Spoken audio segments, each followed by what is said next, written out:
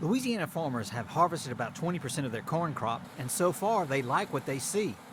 Yields have been consistently around 200 bushels per acre in the northeast part of the state and around 175 bushels in the central part. Yields have been very good. Of course, this is what we're harvesting now, some of that earlier planted corn that's planted in that optimal planting window. A large amount of corn was planted late in Louisiana because of wet weather, and this typically caused yields to suffer.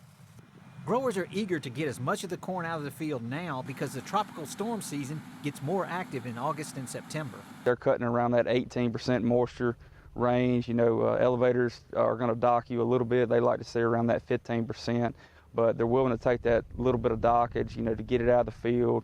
Foster said farmers should take advantage of the nutrients left from the stalks and reincorporate it back into the soil as opposed to burning it. You have a lot of nutrient content in the stover, so when you burn that residue, you're losing a lot of nutrients that can be returned to the soil.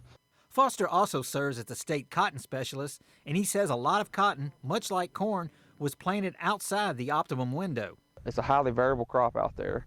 I'm still optimistic we can have a good crop. The weather this fall will dictate a lot of that later planted cotton.